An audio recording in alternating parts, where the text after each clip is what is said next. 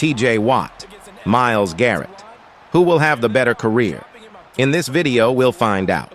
Comment down below who you think will have the better career and how much sacks they'll have. These two edge rushers have already dominated, but NFL fans are constantly debating who's better. At this very moment, T.J. Watt stands at 89 career sacks. Myles Garrett stands at 87.5. T.J. Watt, though, does have an edge over Garrett winning Defensive Player of the Year and tied the NFL season sack record. For the 23 season, both players didn't have outstanding stats. The following season, in 24, T.J. Watt broke the NFL season sack record with 23.5 sacks and won his second Defensive Player of the Year. In 25, Myles Garrett won his first Defensive Player of the Year and had 19 sacks. T.J. Watt dominated the next 3 years. 26-28, Watt won 2 Defensive Players of the Years, had a total of 74 sacks, by far the most dominant defensive player.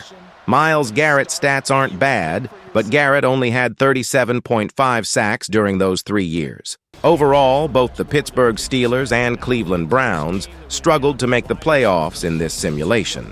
But towards the end of T.J. Watt's career, finally, the Steelers made a run. It wasn't just no ordinary run. The Pittsburgh Steelers were back to the Super Bowl. A year later, the Steelers made it back to the playoffs, but ultimately fell short. T.J. Watt retired at age 35 and 1 year later after winning his first ring. Myles Garrett wasn't done, though. He regressed and wasn't the same player, but still put up respectable numbers. 2 years after T.J. Watt retired, Myles Garrett stepped away from the game. Altogether, T.J. Watt and Myles Garrett had 427 total sacks combined. Both these edge rushers terrorized quarterbacks, both equally great and both are Hall of Famers. Watt stands alone, though, as the all-time NFL sack leader with 234 total sacks.